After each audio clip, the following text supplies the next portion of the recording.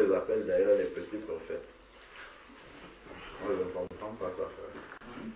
Pourquoi on les appelle les petits prophètes?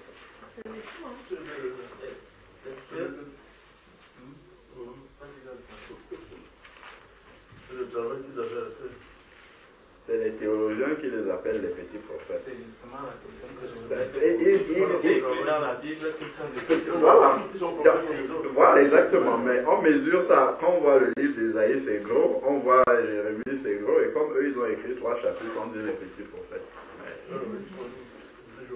Ce sont des prophètes, tout simplement. On voit juste des prophètes dans la Bible, mais pas des petits prophètes. Parce que quand on dit petit prophète, on peut penser que ce qu'il dit, c'est pas très... C'est négligeable. Pourtant, quand tu regardes Jean-Baptiste, il n'a pas dit grand-chose. Hein. Mais le Seigneur dit que c'est le plus grand de tous les prophètes qui sont nés du ventre des femmes.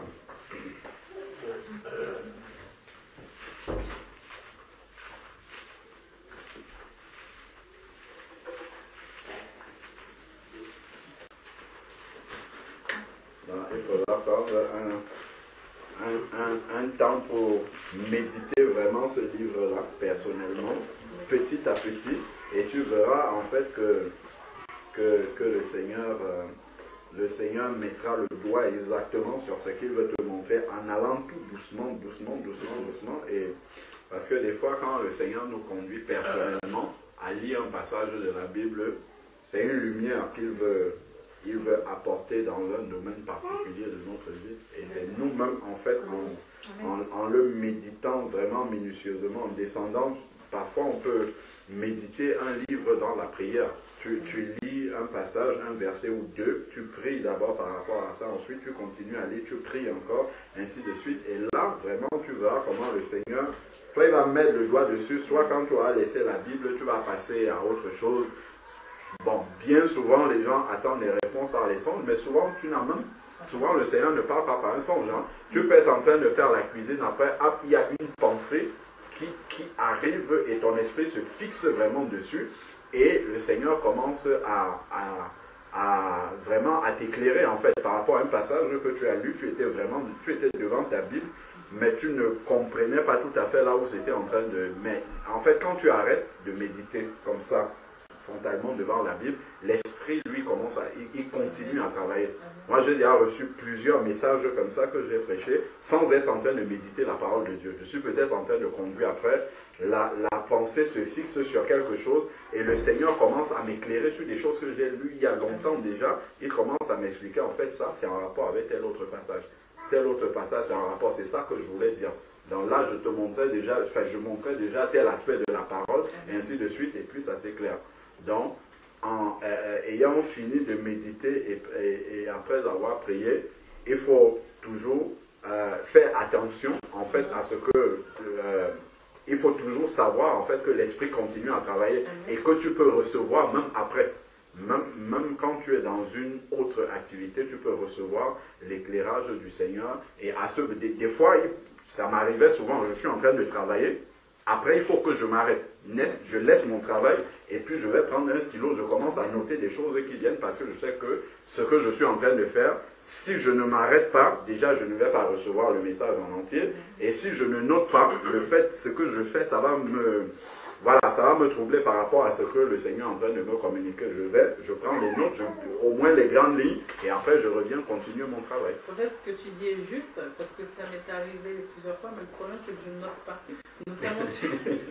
Notamment sur servir, au fait, le service quand Christ avait lavé le pied de ses disciples, et qu'il avait dit qu'on est amené à faire la même chose. Après, le Seigneur m'expliquait qu'au moment où il a lavé le pied de ses disciples, ils n'avaient pas reçu le Saint-Esprit. Ils étaient encore charnels, et que c'est comme ça qu'on doit servir aussi ceux qui sont appelés à servir le Seigneur, afin qu'à travers notre service, Dieu pourra peut-être les toucher. Et je ne sais pas comment Dieu interviendra, mais l'Esprit m'expliquait que servir, appelé à servir, c'est pas servir ceux qui ont déjà reçu le Saint-Esprit, mais ceux qui sont encore appelés à être disciples de Dieu et qui ne le sont pas encore. Gloire à Dieu. Mais il faut que je note. C'est important. Donc, en notant, même les grands, c'est comme les songes aussi. Hein. Oui. Tu peux avoir un songe, si tu as la grâce d'avoir la force de te réveiller, il faut prendre des notes. Il faut prendre des notes, au moins les grandes lignes. Comme ça, quand tu te réveilles, tu seras plus lucide. Quand tu lis les notes, tout de suite, ça va rapprocher à des choses. Et c'est comme ça que parfois, en fait, on loupe beaucoup de choses que le Seigneur veut nous montrer. Parce que, bon, on n'a pas... voilà, on n'a pas pris la chose au sérieux, on ne s'est pas arrêté pour noter. Parfois, souvent, même c'est sur mon téléphone. Je prends le bloc-notes du téléphone, je commence à noter au moins les grandes lignes. Et après, maintenant, quand je suis disponible, je viens, je m'assois, je commence à lire ces grandes lignes-là et directement, l'esprit ramène vraiment dans ma pensée ce que le Seigneur était en train de me dire. Mais si je n'ai rien noté, ben, parfois, ben, la pensée va aller sur autre chose et après, en fait, tu rates le fond même de ce que le Seigneur voulait dire. Amen.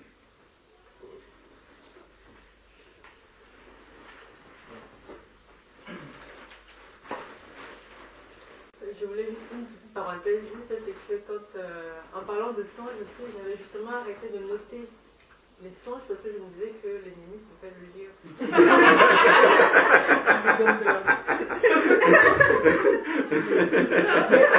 Comment l'ennemi peut arriver chez toi et lire des songes? Mais il peut aussi venir lire la Bible avec toi. Il n'a pas accès à ton domicile. Mais après, si tu t'en souviens, c'est bien. Parce qu'en fait, on note pour ne pas oublier. Mais si vraiment tu le gardes et que tu t'en souviens, c'est bien aussi. Hein.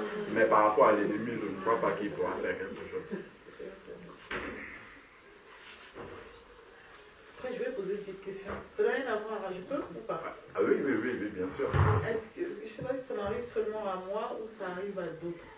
Je veux sentir vraiment indigne de l'amour de Dieu. Parce que ça m'arrive énormément et je me demande si c'est normal. Moi, ça m'est déjà arrivé. En fait, c'est l'humilité, surtout, de savoir que, déjà, quand le Seigneur m'avait révélé l'état dans lequel j'étais, j'avais cette honte-là vis-à-vis de lui, mais aussi de dire, mais Seigneur, qui suis-je, quoi? Parce que beaucoup sont passés à côté, je ne suis pas meilleure que les autres, et moi, c'est plus l'humilité. Mais ça, c'est au début, ça. Au début, non, mais même après, ça continue. Hein. Parce que moi, ça m'est arrivé en 2014, et par exemple, jusqu'à présent, il y a des moments où on se rend vraiment indigne, quoi. Je pense que c'est quand on découvre la nature, la sainteté même du Christ, qui fait que son amour, qui fait que...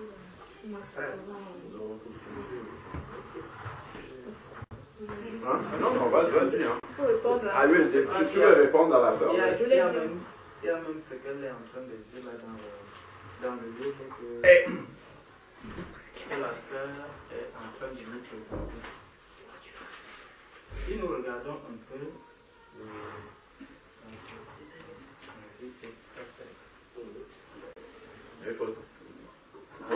toi, tu peux te mettre à côté de la sœur. Hein? Non, je disais à mes déjà que je ne verrais pas bien. Hey, non. Bien. Déjà, quand on lit le livre d'Habakkuk, il faut voir que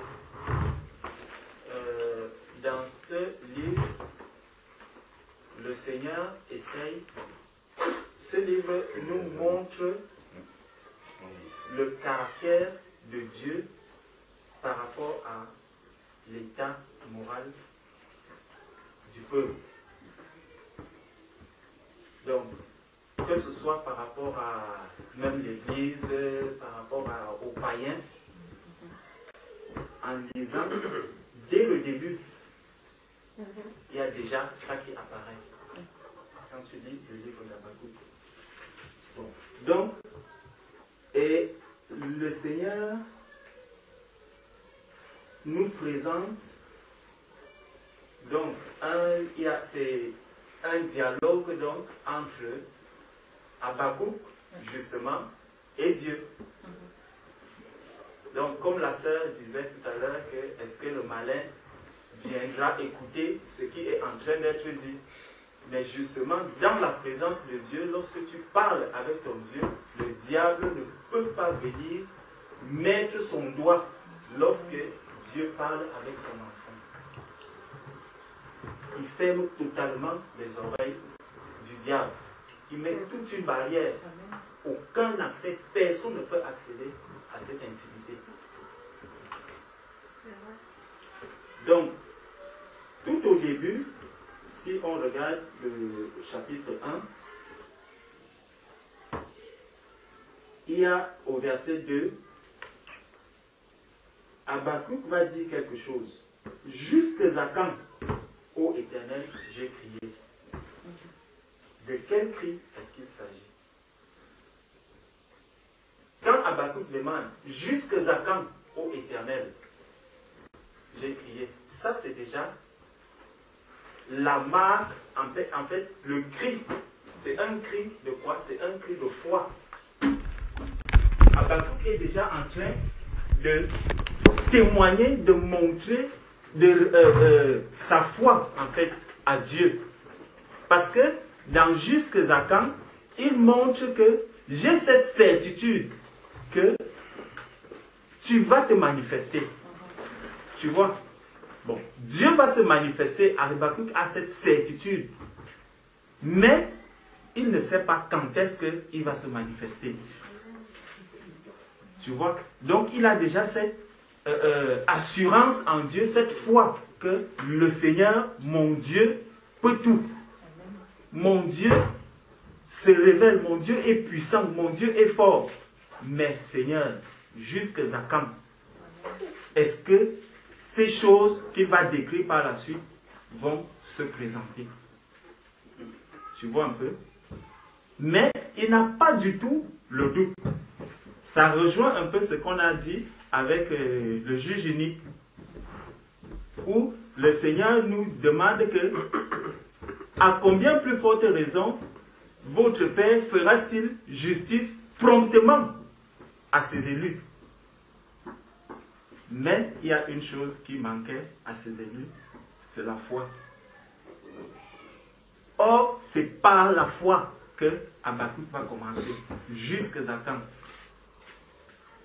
Donc, jusqu'à quand, ô Éternel, j'ai crié, et tu n'écoutes pas.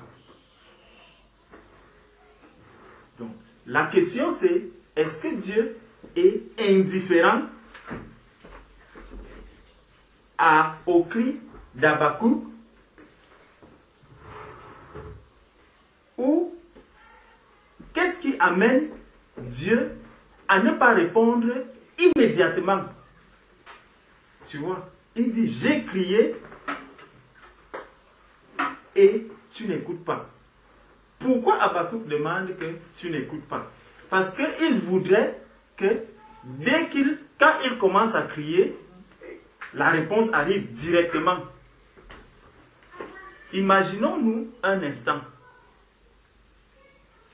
Par exemple, voilà la tristesse qui était dans le cœur de ma sœur. Maintenant, ma sœur crie, Seigneur, qu'est-ce que j'ai fait pour que mon frère ne me manifeste pas l'amour comme il se doit? Immédiatement, Dieu frappe, boum! Tu vois? Voilà, je meurs. Je m'en vais. Et là, quand je m'en vais, quand je meurs, par rapport au cri de son enfant, qui crie au Seigneur que Père, regarde, qu'est-ce que j'ai fait pour subir autant, pour souffrir autant? Tu vois? Donc, immédiatement, si Dieu frappe là, nous tous, on partait.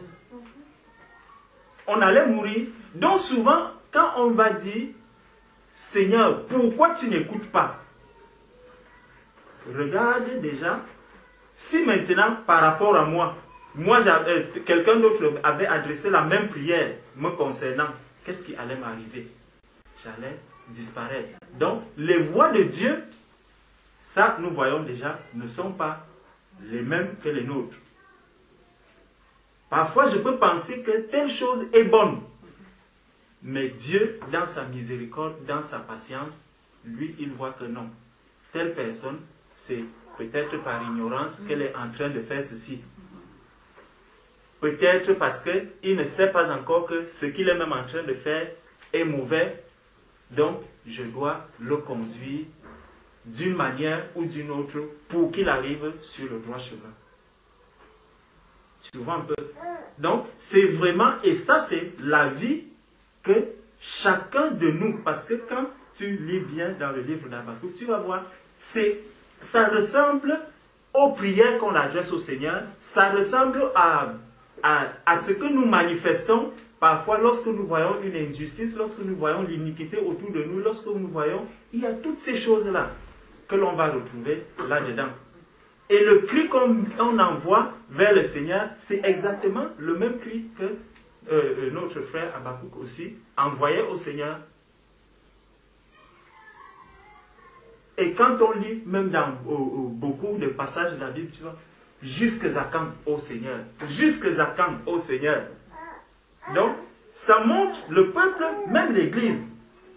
L'Église a la foi. Mais notre foi, en fait, nous voulons que, dès que je prie pour la maladie, je vais demander, Seigneur, guéris mon frère ou guéris ma soeur.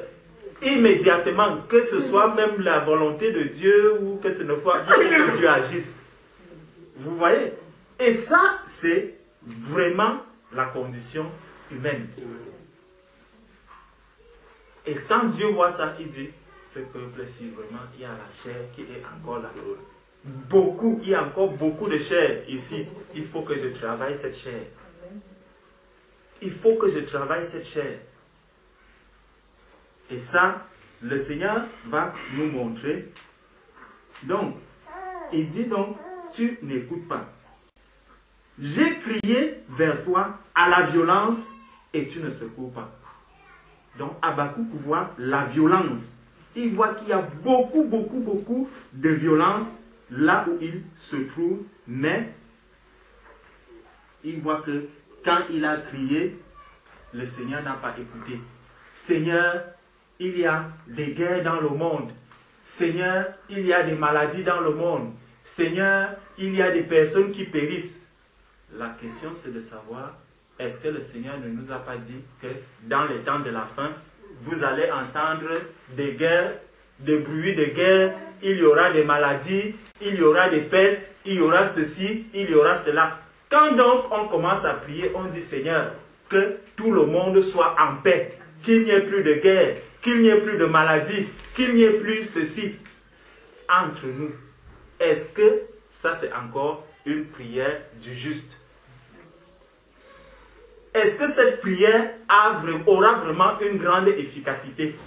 Ça veut dire, nous nous opposons aux prophéties bibliques et à la volonté de Dieu. Vous voyez? Donc, quand on va dire, prions pour que le monde entier soit dans la paix. Mes frères, Jésus a dit à l'Église, je vous laisse la paix, je vous donne ma paix. C'est l'Église qui a la paix. C'est celui qui a rencontré Jésus-Christ qui a la paix. Amen. Amen. En dehors de Christ, si nous disons que le monde soit en paix, prions pour que tout le monde se convertisse. Amen. Ce n'est qu'en ce moment qu'il y aura la paix dans le monde. Tant que tout le monde n'est pas converti, né de nouveau, jamais le monde ne sera dans la paix. Amen. Et c'est ça que Habakkuk crie ici au Seigneur. Seigneur, j'ai crié vers toi à la violence et tu ne secours pas. Pourquoi me fais-tu voir l'iniquité? Là, nous comprenons ici que vraiment, nous aussi, même enfants de Dieu, on va demander, Seigneur, comment est-ce que je vois autant d'attentats autour de moi? Comment je vois autant de souffrances autour de moi? Par la chair, je ne vais pas supporter cela. Mais lorsqu'on devient mature, lorsqu'on grandit spirituellement, toutes ces choses, on commence à les accepter et on commence à glorifier le Seigneur parce que sa parole est en train de s'accomplir. Ça fait très mal à la chair, hein? Très très mal. Tu vois quelqu'un à qui tu as parlé de Dieu, il a renié le Seigneur, il a refusé, il finit par décéder. ça va te faire très mal. Mais qui est-ce que tu vas accuser? Tu vas commencer à dire, oh, vraiment, moi aussi, je ne crois même plus en Dieu, parce que Dieu n'a pas... parce que cette telle personne n'a pas accepté le Seigneur, parce que ceci... Non. Le Seigneur lui a tendu la main. Le Seigneur a fait beaucoup à cette personne. Souvent, on n'analyse pas exactement la marche de l'être humain. Et ça, c'est pourquoi? Parce que quand quelqu'un est dans les ténèbres, il ne voit pas la lumière. Et c'est justement le Seigneur qui est lumière, qui continue d'appeler, qui continue de faire tout. Le seul fait que quelqu'un se lève, il marche. Beaucoup ont soit des grands postes dans le monde, ils sont socialement bien assis, ils avancent, ils progressent. Mais si tu parles de Dieu à celui-là, il va te dire que de toutes les façons, ton Dieu, je ne sais pas ce qu'il va me donner. De plus, j'ai un travail, j'ai une femme, j'ai des enfants, j'ai une voiture, donc j'ai tout ce que je veux. Donc quand tu viens encore me dire qu'il faut croire en Dieu, qu'est-ce que ton Dieu va m'apporter de plus? Oubliant que celui même qui lui a donné toutes ces choses-là, c'est Dieu. Et c'est ce Dieu-là qu'il refuse. Donc, est-ce que tu viens donc à Dieu pour le travail ou pour faire ceci? Non seulement au-delà même de toutes ces grâces que le Seigneur t'a déjà données, il t'offre gratuitement la vie éternelle. Et ça, tu oublies que c'est ça que tu es en train de refuser. Donc, il t'a béni déjà sur la terre. Tu as vu, pas comme ma soeur disait, que donc les grâces sont restées en haut. Donc, ces grâces, le Seigneur t'a permis même de les toucher. Tout au début, quand on priait ici au début, où nous rendions grâce à Dieu, parce qu'il nous a donné les enfants, et nous disons que Seigneur, bénis-nous. Mais tes enfants sont une bénédiction. C'est ce que dit la parole de Dieu. Amen. Donc, je vois cette bénédiction-là avec moi. Mais je vais continuer à dire, Seigneur, vraiment, le Dieu ne m'a même pas béni. Pourtant, tu as 6 enfants avec toi. Mais tu continues à dire, Dieu ne m'a pas béni. Parce que je n'ai pas un travail. Donc, pour toi, tu orientes ta bénédiction, la qualité de bénédiction que tu dois avoir. Il me faut un travail. Il me faut une grosse voiture. Il me faut aller vivre aux États-Unis. Il me faut aller vivre au Canada. Là, je saurais que je suis béni. Non. Les enfants sont une bénédiction. Donc, Habakkuk, il regarde donc, il dit, pourquoi me fais-tu voir l'iniquité et contemples-tu l'injustice? Si nous prenons un peu Naoum, juste avant,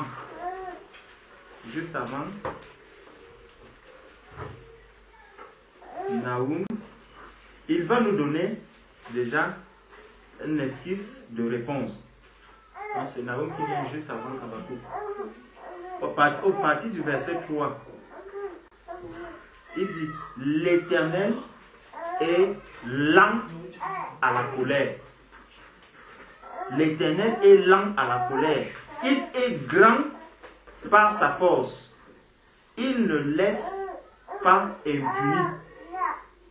Donc, c'est parce que l'Éternel est lent à la colère que quand nous voyons tout ce qui se passe autour de nous, on a l'impression que Dieu laisse. Mais en fait, notre Dieu est lent à la colère.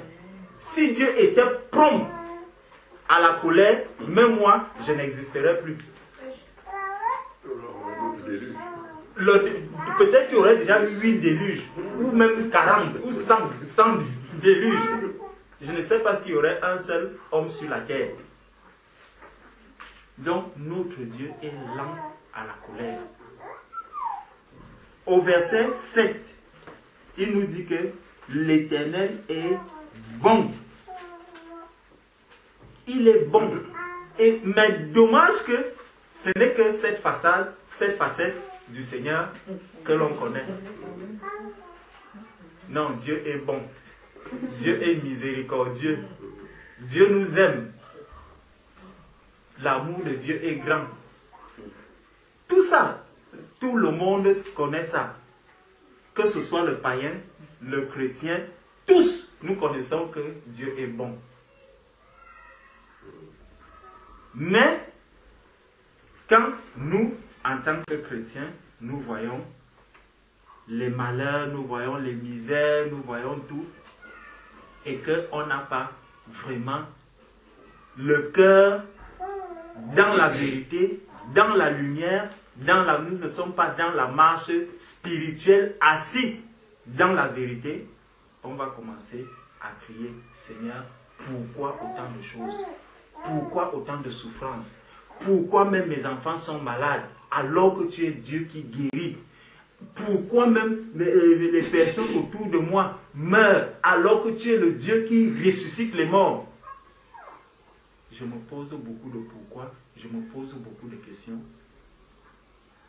Si je ne rentre pas dans la vérité, si je ne demande pas au Seigneur vraiment de m'éclairer par son esprit, comme tu disais tout à l'heure, que le Seigneur nous rende attentifs au Saint-Esprit. Si on n'est pas attentif à la voix du Saint-Esprit, à plusieurs moments, nous allons commencer à réfléchir par la chair. Donc, il va nous dire, donc, pourquoi, à la suite du verset 3, pourquoi l'oppression et la violence sont-elles devant moi? Pourquoi l'oppression et la violence sont-elles devant moi? Il y a des querelles et la discorde s'élève. Allons, on peut voir Genèse chapitre 6. Dans Genèse chapitre 6,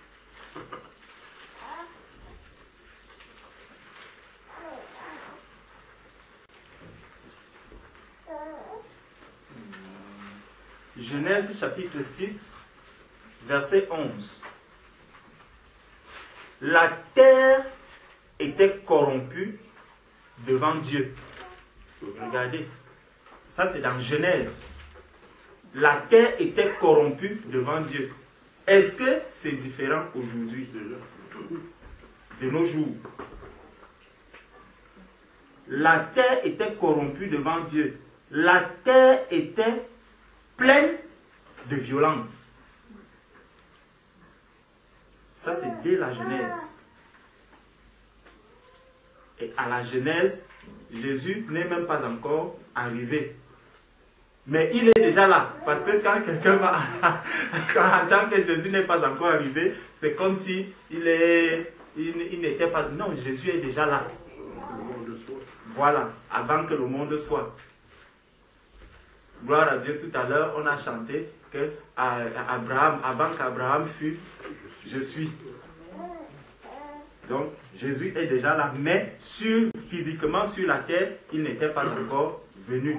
Mais voilà l'état de la terre. Et c'est exactement dans cet état que se trouve la terre aujourd'hui. Dans la violence, dans la corruption. On pense que être corrompu, c'est simplement que je vais aller magouiller, je vais aller faire le... comment on appelle ça? Voilà. Non, la terre était corrompue, donc c'est le péché, c'est l'iniquité. C'est l'iniquité. Et dès qu'il y a l'iniquité, ça va créer ça va créer le fluide de l'iniquité. Donc la violence va arriver, les meurtres, tout ce que vous pouvez imaginer. Ça, c'est le fluide du péché. Mais Dieu, malgré tout ça, on nous dit que Dieu est lent à la colère. Dieu voit tout ça. Ce n'est pas que Dieu ne voit pas. Il voit bien tout ce qui est en train de se passer. Donc, continuons ici dans Habakkuk. Il y a des querelles et la discorde s'élève. Donc tout ça, c'est qu'accouche l'iniquité. Ce que l'iniquité va accoucher, c'est des querelles, c'est de la discorde, c'est de la mésentente, c'est des disputes à gauche, à droite, c'est dans les familles, il n'y aura plus de paix, les pères sont divisés avec leurs enfants, les épouses sont divisées avec leurs épouses. Tout ça, quand tout cela, même dans nos familles, quand tu vois que entre ton épouse et toi, vous ne vous entendez pas, il y a l'iniquité. C'est à cause de ça, qu'il n'y aura pas cette entente. Parce que le père et son fils n'ont jamais eu de problème. Pourquoi? Parce qu'ils étaient un. Il n'y avait aucun péché. Christ sans péché, donc avec son père, tout allait très bien. Tout baignait, comme on dit souvent. Donc dès que ça ne commence plus à baigner, ne cherchons pas la solution, ne cherchons pas où est l'origine. C'est qu'il y a quelque chose qui ne va pas. Il faut trouver la solution. Dès que ce péché sort, dès que ce péché-là quitte, la paix revient. Parce que Christ n'agit pas dans le péché. Quand quelqu'un est dans le péché, il y a toujours le manque de paix en cette personne, à cet endroit, il manque la paix. Christ a dit, je vous laisse la paix, je vous donne ma paix. Et la parole de Dieu va nous dire que c'est Christ qui est notre paix. Je crois que ça doit être dans Jean. C'est dans le livre de Jean. Il dit que Christ est notre paix. Donc, dès que Christ n'agit pas dans notre vie, dans notre marche, dans ce que nous sommes en train de faire, la paix, nous ne l'avons plus. Et c'est pour ça donc qu'on va voir des problèmes, les parents qui ont des problèmes avec les enfants qui ne s'entendent pas entre eux, le frère ne s'entend pas avec sa sœur, ceci, cela. Tout ça, c'est à cause de l'iniquité. Donc, verset 4, aussi, la loi n'a point de vie. La justice n'a point de force, car le méchant triomphe du juste et l'on rend des jugements iniques. Quand je lis ceci, la loi n'a point de vie, la justice n'a point de force. Là, c'est comme si aujourd'hui, justement, quand on regarde la parole de Dieu, tout ce que le Seigneur a dit, nous voyons comment la Bible est en train de s'accomplir, les prophéties bibliques sont en train de s'accomplir devant nous. Mais quelqu'un se met encore à douter de la véracité de la Bible. Les gens continuent de dire, ah vraiment, votre affaire là, je ne suis même pas sûr que c'est la vérité. Il y a tel livre qui est vrai, il y a tel livre aussi qui est vrai, il y a tel autre qui est vrai. Mais quand nous nous regardons, nous faisons une lecture du monde aujourd'hui, nous confrontons avec la Bible, celui qui a déjà lu cette Bible et qui peut encore dire que la Bible n'est pas la parole de Dieu, c'est qu'il y a un problème en lui. On va donc commencer à dire, aussi la loi n'a point de vie. Nous maintenant, par rapport à nous qui sommes nés de nouveau, dans quelle mesure on peut être dans la posture de quelqu'un qui dit que la loi n'a point de vie? On va appeler l'église. Venez prier pour telle personne. Vous priez, vous priez, vous priez. Après, la personne décède. On commence à dire, ah, est-ce que Marc 16, c'est Marc 16, verset 18, voici les miracles qui accompagneront ceux qui auront cru. Ce verset-là, je ne sais pas si c'est vraiment ce qui devait être dit ou ce n'est pas ça. Vous voyez? Et là, quand quelqu'un qui croit en Dieu dit cela, tu es en train de dire que la parole de Dieu n'a plus de vie. Mais tu ne t'es pas posé la question de savoir, même quand je suis venu prier, est-ce que j'ai demandé, Seigneur, est-ce que je dois aller prier pour telle personne? Ou simplement, je me suis levé comme ça, je suis allé, et j'ai dit, vraiment, lève-toi, que ceci s'accomplisse, ceci. Toi-même d'abord, qui viens le faire? Ta foi même, tu ne l'as même pas d'abord. Tu viens simplement pour le plaisir de faire, pour montrer que non, je veux aussi agir. Non. Il faudrait que l'Église puisse comprendre que la parole de Dieu a toujours la vie. Amen. elle est la vie. Sans parole de Dieu, il n'y a pas de vie. Christ est la parole. C'est cette parole que nous avons là. Jésus a dit, je suis le chemin, la vérité et la vie. Donc, aussi, la loi n'a point de vie. La justice n'a point de force. Dans quel monde est-ce qu'on se trouve ici? La justice n'a point de force. Justement, vous allez voir des coins où on va vous dire que, ah, ici, la police ne peut pas entrer. Hein. C'est nous qui faisons la loi ici. La police s'arrête là-bas. Vous voyez? La parole de Dieu, quelqu'un qui est sur la terre, qui dit que la parole de Dieu n'a plus de force.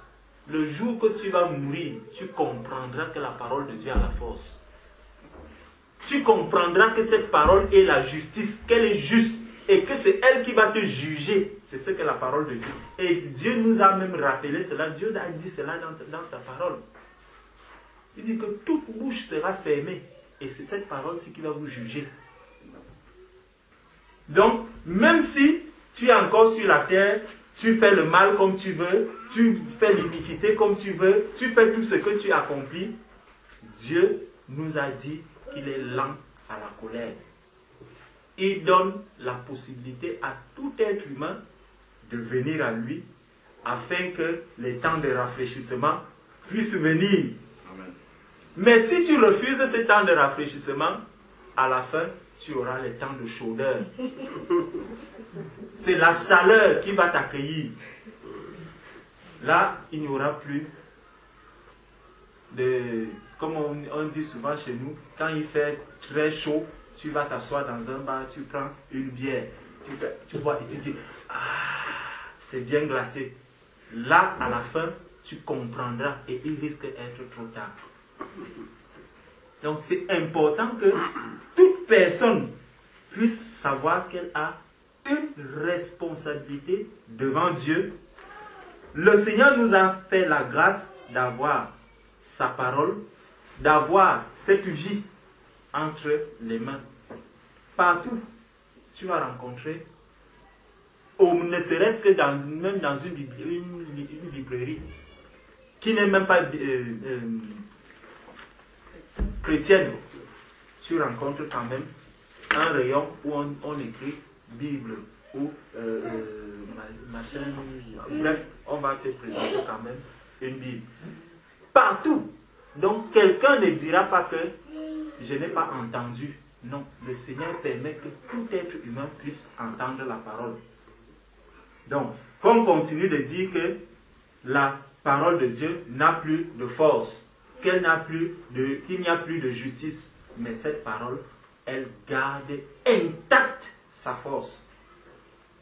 Sa force, sa puissance, elle est toujours en Christ, parce que Christ est la parole. Donc, il va dire, car le méchant triomphe du juste et l'on rend des jugements iniques. Le méchant triomphe du juste et l'on rend des jugements iniques. C'est ça que nous voyons aujourd'hui. Et souvent même le cœur du chrétien aussi bascule de ce côté. Quand je vois des personnes qui ne croient pas en Dieu, qui prospèrent, je commence aussi à dire vraiment, Seigneur, comment celui qui ne croit pas en Dieu prospère? Et moi qui crois en Dieu, je ne prospère pas. Conséquence, certains se lèvent, on commence à prêcher la prospérité. Pour apaiser le cœur de ces personnes. Mais la question c'est, quand tu apaises cette personne par ce message qui n'est pas vrai, quelle est la conséquence dans la vie de cette personne? C'est qu'elle va s'éloigner du Seigneur. Elle va s'éloigner du Seigneur. Mais quand tu dis à quelqu'un que Christ est venu pour nous donner la vie éternelle, et tu dois croire que tu as déjà la vie éternelle si tu viens à Christ. Celui qui croira et qui sera baptisé sera sauvé. Tu es déjà sauvé, tu as le salut en Jésus-Christ. Si tu demeures en Christ. Donc, tu as cette parole, marche conformément à ce que le Seigneur te demande et tu auras cette vie éternelle à la fin.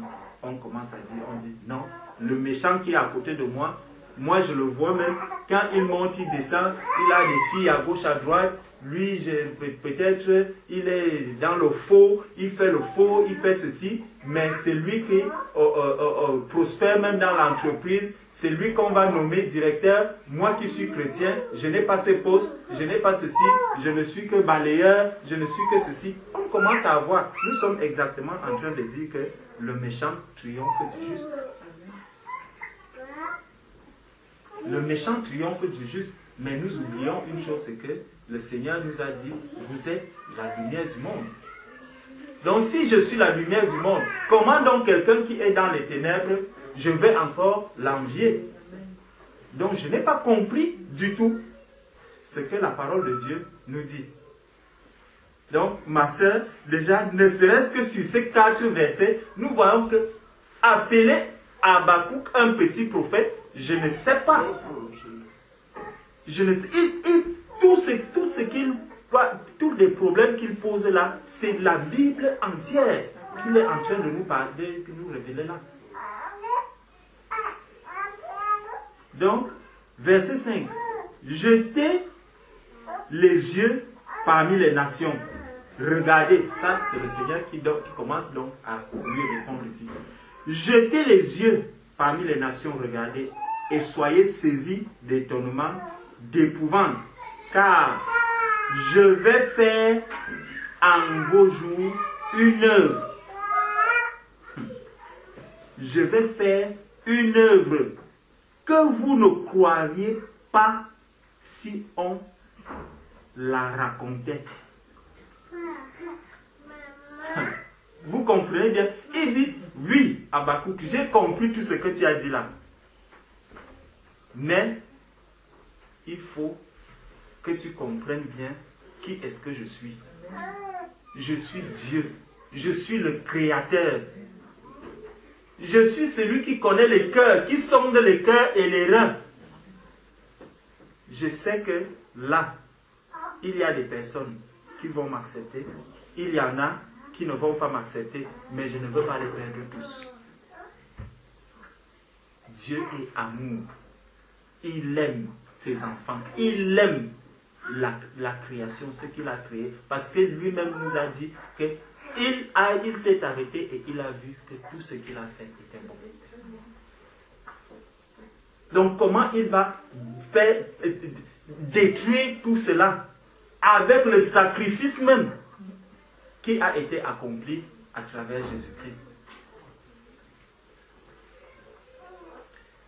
Donc, il dit donc, car je vais faire en vos jours une œuvre que vous ne croiriez pas si on la racontait. Allons, on peut regarder dans Actes chapitre 13.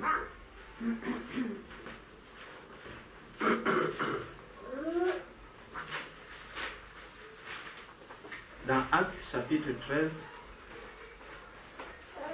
à partir du verset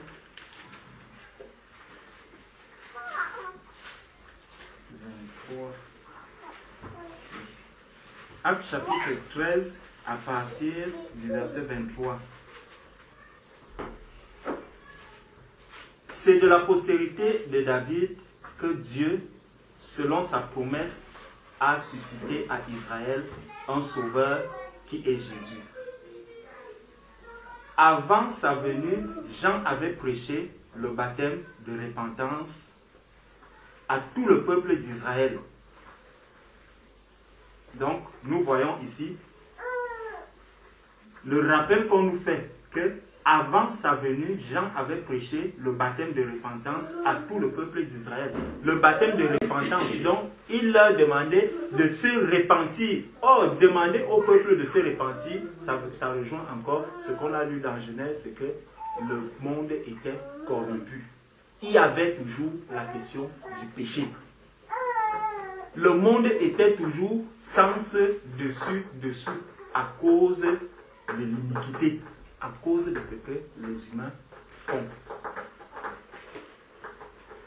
Donc, Et lorsque Jean achevait sa course, il disait, je ne suis pas celui que vous pensez, mais voici après moi vient celui des pieds duquel je ne suis pas digne de délier les souliers. Bon, on sait qu'il parle là de Jésus. Homme frère, fils de la race d'Abraham, et vous qui craignez Dieu, c'est à vous que cette parole de salut a été envoyée. Donc, cette parole, elle nous a été envoyée. Car les habitants de Jérusalem et leurs chefs ont méconnu Jésus et en le condamnant, ils ont accompli les paroles des prophètes qui se lisent chaque sabbat. Donc les paroles des prophètes qui se lisent chaque sabbat, elles ont été accomplies au travers, suivons bien ce verset, car les habitants de Jérusalem et leurs chefs ont méconnu Jésus et en le condamnant, ils ont accompli les paroles des prophètes qui se lisent chaque sabbat. On va voir ce que le Seigneur va promettre là dans le livre d'Habakkuk. Il va faire une promesse. Parce qu'il a dit, je vais faire une chose que si on vous la racontait, vous n'alliez même pas croire. Quoi qu'il ne se trouvasse en lui rien qui fût digne de mort, ils ont demandé à Pilate de le faire mourir. Et ça rejoint, regardons un peu à la mort de Christ. Quand Christ meurt, il y a, lors du jugement qu'on va faire à Christ, il y a deux personnes qu'il faut libérer. Donc on doit choisir l'une des deux personnes à libérer. Mais on choisit qui? Barabbas. Pourquoi on choisit Barabbas? Quand nous regardons un peu le choix qui a été fait, l'être humain a rejeté Jésus-Christ, il a rejeté la vérité, il a choisi qui? Il a choisi le malin. Il a choisi le malin et c'est pour ça que dans 1 Jean, on va nous dire que le monde est sous la puissance du malin. Et même ce Barabbas, si on pousse encore un tout petit peu la réflexion plus loin, nous voyons que dans la fin des temps, qui est-ce qu'on va accepter? L'Antichrist. On va accepter l'Antichrist et rejeter Jésus-Christ. On va rejeter la vérité. C'est ça. Le monde va à la fin faire quoi? Idolâtrer, en fait. Il va idolâtrer l'être humain qui sera l'Antichrist. C'est lui qui va devenir une idole pour les hommes. Mais quand on regarde un peu comment les choses évoluent, tout au début, il y avait des idoles qui étaient des images, c'était ceci. Mais à la fin, au moment crucial, c'est l'homme qu'on va idolâtrer. Les images, les statues et tout, n'auront même plus de valeur. C'est l'être humain qui va devenir une idole. Regardons un peu le langage que les hommes ont aujourd'hui. Voilà mon idole. Voilà mon idole. Quand on regarde un grand joueur, on dit voilà mon idole. On regarde un grand artiste, voilà mon idole. En fait, c'est ça que le malin est déjà en train de présenter, de tracer. Il est en train d'introduire l'Antichrist au milieu des humains proprement. Donc, il travaille dans la tête des humains. Il travaille de sorte que quand on va commencer à dire qu'on idolâtre l'Antichrist, que les hommes puissent dire, ah, on a aussi, tel aussi est ton idole, non? Tel aussi est ton idole, non? Donc les gens vont prendre ça comme si c'était quelque chose de normal. Ça ne va plus du tout choquer quelqu'un, ça ne va plus déranger l'être humain. Parce que l'idole sera là, normalement, on aura déjà bien préparé son retour, son entrée et l'acceptation. Tout sera déjà bien préparé. Donc, nous revenons dans Acte 13, verset 28. Quoi qu'ils ne trouvassent en lui rien qui fût digne de mort, ils ont demandé à Pilate de le faire mourir. Et après qu'ils eurent accompli tout ce qui est écrit de lui, ils le descendirent de la croix et le déposèrent dans un sépulcre. Mais Dieu l'a ressuscité des morts. Il est apparu pendant plusieurs jours à ceux qui étaient montés avec lui de la Galilée à Jérusalem et qui sont maintenant ses témoins auprès du peuple. Bon. Descendons pour ne pas lire tout. Au verset 41. Voyez, contenteurs, soyez étonnés et disparaissez, car je vais faire en vos jours une œuvre que vous ne croirez pas si on vous la racontait. Donc, ce qui a été dit, que le Seigneur a dit à Habakkuk, c'est ça ici que l'apôtre Paul vient encore exactement dire dans les mêmes termes. Donc, les prophéties qui ont été données à Habakkuk, quand on lit dans les actes des apôtres, nous voyons que les apôtres, les disciples du Seigneur, eux aussi, le Seigneur leur a donné les mêmes choses et en leur disant que attendez-vous à telle chose, attendez-vous à telle chose. Dieu n'a pas changé. Donc, une fois de plus, appeler Habakkuk un petit prophète, je dis, c'est une erreur très grave. Donc, revenons dans Habakkuk. Ma soeur, est-ce qu'on va terminer? On n'est qu'au 40e, on n'est qu'au 5e verset. Je vais bientôt te laisser la suite. Car, donc verset 5 à la fin, on disait, car je vais faire en vos jours une œuvre que vous ne croiriez pas si on la racontait. Voici, je vais susciter les Chaldéens. Voilà ce que le Seigneur dit. Je vais susciter les Chaldéens. Donc, les Chaldéens que le Seigneur va susciter ici, c'est pour faire quoi? C'est pour apporter déjà un jugement à ce peuple-là qui est dans l'iniquité. Mais maintenant, est-ce que les Chaldéens que le Seigneur suscite, comme mon frère disait dernièrement, ce n'est pas parce que ce peuple-là est juste aussi que le Seigneur le choisit. Ce n'est pas parce que ce peuple est bon, mais parce qu'il voit qu'il y a l'iniquité. Dieu regarde le monde, il voit de ce côté l'iniquité, il voit de ce côté l'iniquité. Ce peuple que lui-même a choisi, il voit toujours ce peuple dans l'iniquité, dans l'incrédulité, dans tout ce qui est mauvais. Il dit, vous voulez voir ce qui est mauvais, je vais donc vous présenter aussi le mal. Je vais vous présenter ce que c'est que le mal, le grand frère même. Parce que ce que vous faites est petit. Moi, je suis là, je vous encadre, je vous montre tout, je vous amène à la lumière, mais vous aimez rester dans les ténèbres.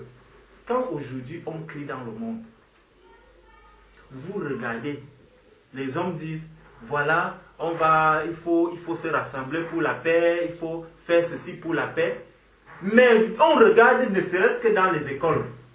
Qu'est-ce qu'on enseigne? La violence.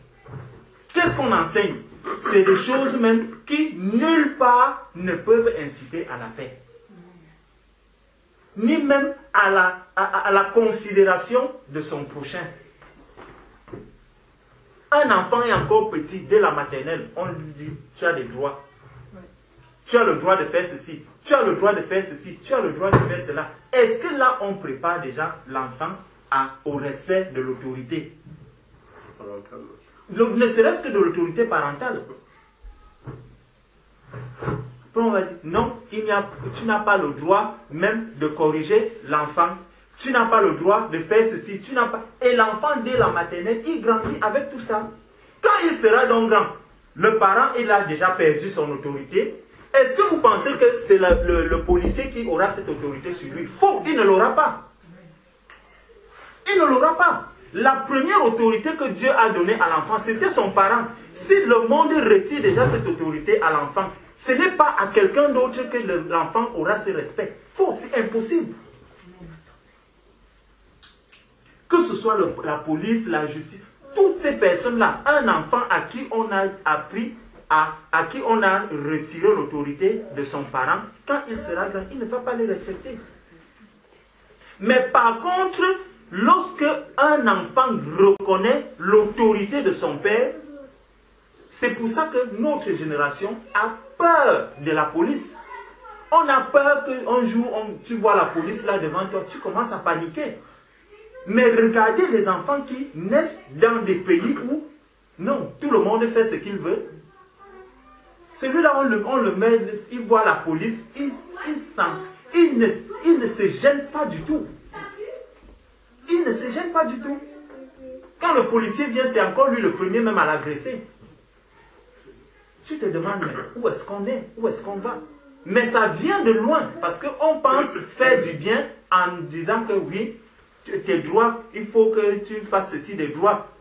Tes droits doivent être respectés, on ne doit pas te faire ceci, on ne doit pas te dire ceci, on ne doit pas... Oui, mais après, les retombées, ce n'est pas seulement sur le parent, ça va plus loin. Et après, on va commencer à dire, il faut financer pour ceci, il faut financer pour cela, il faut financer pour la délinquance, il faut financer... Non, si vous voulez financer, changez d'abord les programmes de l'école. C'est dès la base qu'il faut d'abord changer. Donc, revenons dans Habakkuk. Il dit, voici, je vais susciter les Chaldéens. Regardons donc les caractéristiques de ces Chaldéens. Peuple furibond et impétueux, qui traverse de vastes étendues de pays, pour s'emparer de demeures qui ne sont pas à lui.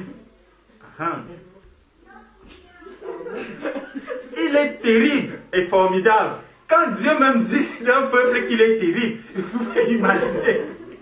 Imaginez. C'est ce peuple-là que le Seigneur met face à celui que lui-même a choisi. Il dit, tu veux me casser les pieds, je vais te susciter quelqu'un qui va te casser encore davantage les pieds.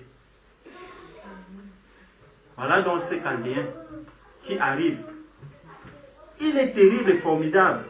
De lui seul viennent son doigt et sa grandeur. Vous voyez? Donc il fait sa loi. Personne ne lui dit ce qu'il doit faire. Parce que sa loi, c'est lui-même qui a établi sa loi. Il a bâti sa loi. Et ce peuple, déjà, moi je vous ai montré la loi, mais ce peuple, même ma loi, même, il la rejette. Ils ne veulent pas. Lui-même a constitué, il a sa constitution à lui, il a son état à lui, il vit comme il veut. Quand il te trouve ici à la maison, on te dit seulement, nous te donnons 5 minutes pour mettre tous tes bagages dehors, parce que c'est nous qui allons rester ici. Ça est dommage parce que c'est exactement, quand nous regardons un peu le jugement qui est dans le monde même aujourd'hui, parce qu'on croit qu'on est, il y a on va commencer à dire que on va apporter la paix. En fait, il y a un jugement qui est dans le monde, mais que les hommes ne voient pas. Cette délinquance, tous ces bruits et autres, en fait, c'est le jugement. Le monde n'a pas voulu accepter le Messie, ils n'ont pas voulu accepter Christ. Le Seigneur leur a dit, d'accord, vous ne voulez pas, je vous offre donc ce que vous voulez. Vous voulez les Chaldéens arrivent dans le monde. Ils naissent donc. On commence à voir des endroits où on dit non, ici, la police, niet, personne n'entre. Ici, dès que vous voyez un sifflet, il suffit pour que on vienne, on dégage tout. Vous voyez, ça c'est le jugement. Le monde il ne sait peut-être pas, il a les yeux, mais ne voit pas. Mais c'est ça qui est en train de s'accomplir. C'est ce que le monde lui-même a cherché. Et lui, il continue encore d'encadrer même le Chaldéen. On lui ouvre les bras, fait viens, entre. Il ne va pas s'arrêter. Donc, il dit, verset 7, il est terrible et formidable. De lui seul viennent son droit et sa grandeur. Ses cheveux sont plus rapides, ses chevaux sont plus rapides que les léopards, plus agiles que les loups du soir. Et ses cavaliers s'avancent avec orgueil. Donc, est-ce que vous pouvez encore les arrêter? Regardez, aujourd'hui, il y a des points où la police ne peut pas entrer. Ils n'arrivent pas à entrer. À certains endroits, ils peuvent encore faufiler le jour, mais dès que la nuit, l'obscurité arrive, ils vont vous dire que là-bas, non. Quelqu'un ne veut pas mettre sa vie en danger, il dit non, là-bas, c'est un autre territoire. Vous voyez? Ça, c'est ça que le Seigneur est en train de nous décrire ici. Et tout ça, parce qu'on a refusé Christ, on a refusé la lumière. Donc, le Seigneur est donc en train de répondre aux questions de Habakkuk. Donc, il dit, et ces cavaliers s'avancent avec orgueil. Ces cavaliers arrivent de loin, ils volent comme l'aigle qui fond sur sa proie. Tout ce peuple vient pour se livrer au pillage. Ses regards avides se portent en avant. Et il assemble des prisonniers comme le sable. Vous voyez? Donc il fait des prisonniers comme le sable. Il se moque des rois. Regardons bien. Aujourd'hui, on va commencer à parler d'un chef d'État. On va commencer à parler d'un ministre, de telle autorité. On va commencer à dire tout ce qu'on veut publiquement. Quelle vérité quelle paix vous recherchez? Quelle paix vous recherchez? On est en train d'encourager le Chaldéen. On l'encourage davantage. On a apporté la liberté de communiquer, la liberté de ceci. Chacun peut dire, tu arrives, tu commences même à insulter un président, tu commences même à faire ceci pour dire, je suis dans l'opposition, je suis dans l'opposition par rapport au roi. Tout ça. On oublie une chose, c'est que la première opposition, elle a été faite où? Si le monde parle de l'opposition aujourd'hui, l'opposition vient depuis la création même, où le diable s'est opposé à Dieu. Et dès qu'il s'est opposé à Dieu, Dieu l'a balancé. C'est ça. Donc l'opposition aujourd'hui, quand quelqu'un dit je suis un opposant, qu'il se rappelle bien qui est-ce qu'il représente. C'est ça. Tu es opposant, tu es dans l'opposition, tu es représentant de qui? Même si c'est clair.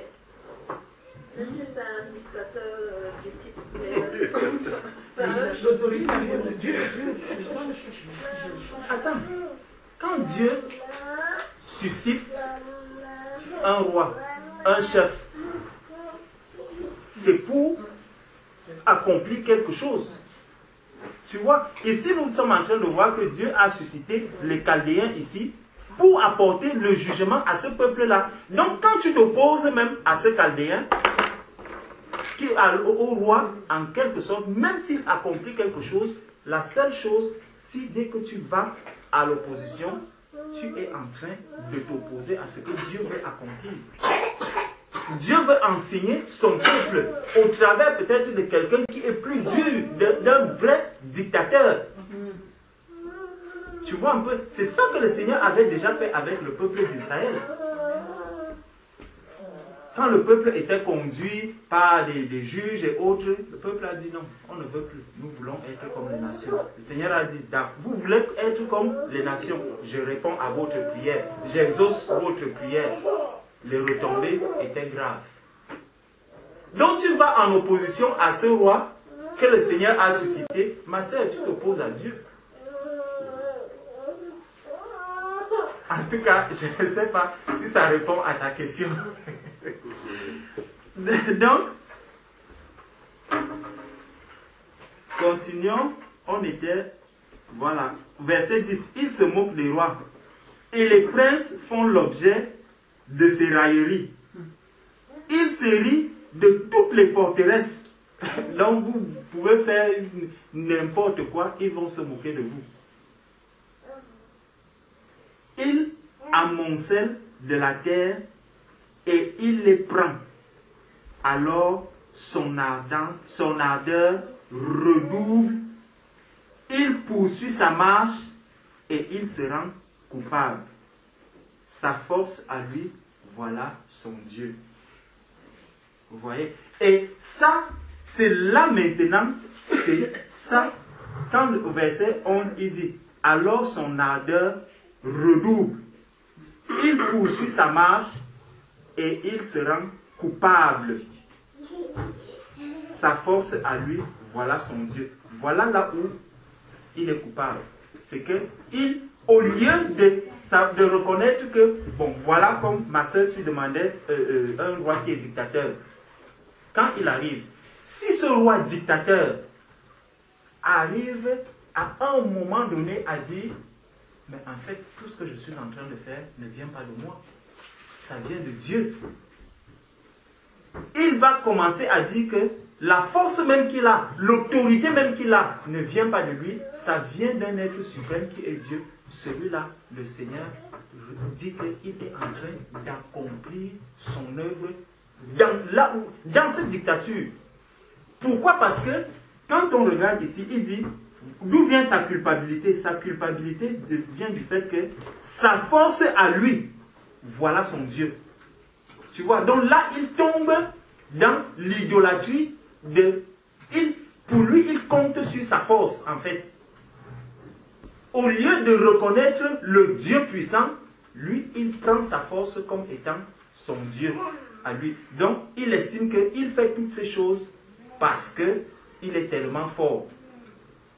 C'est comme si quelqu'un se met à travailler, quand tu regardes un peu dans le monde. Quelqu'un fait des études, il fait des très grandes études, il est très brillant à l'école, il va faire de grandes choses, il construit des maisons, il fait ceci. En fait, est-ce que celui-là est dans le péché? Non.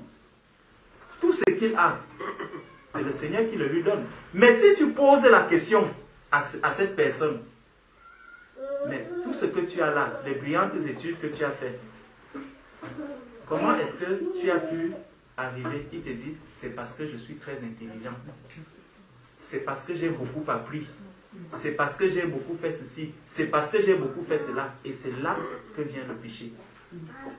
Le péché, ce n'est pas qu'il a fait de grandes études. Ce n'est pas qu'il a été riche. Ce n'est pas... Non, ce n'est pas ça. Le péché, c'est que, au lieu de dire que tout ça, c'est par la grâce de Dieu, c'est Dieu qui m'a donné toutes ces choses, il commence plutôt à dire que c'est parce que j'ai eu des bons professeurs, j'ai été dans de grandes écoles, mes parents ont beaucoup financé, mais ceci, il va te donner toute une batterie de solutions, mais en aucun moment il te dira que c'est grâce à Dieu. Et c'est là que se trouve le péché. Donc c'est ça qui devient un problème. Donc, il va donc dire que sa force à lui, voilà son Dieu. J'ai fini le premier chapitre, et puis moi je vais m'arrêter là, ma soeur, parce que là on est qu'au verset 11. Et on a du premier chapitre. N'es-tu pas de toute éternité éternelle, mon Dieu, mon Saint, nous ne mourrons pas. Tu vois, il dit donc ici, c'est Habakkuk qui vient donc et qui reconnaît encore que peu importe ce qui a été dit, j'ai entendu ce que le Seigneur vient de me dire. Donc, je suis rassuré que nous ne mourrons pas. Même si tu vois la pluie d'épreuves, même si tu vois le monde sans dessus-dessous, l'Église de Jésus-Christ reste debout. Elle restait ferme.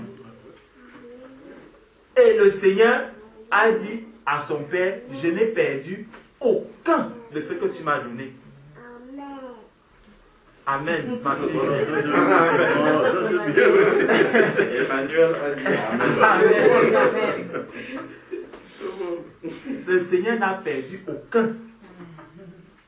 Donc, peu importe, on voit des choses se passer à gauche, à droite, persévérons dans la prière, persévérons dans la méditation.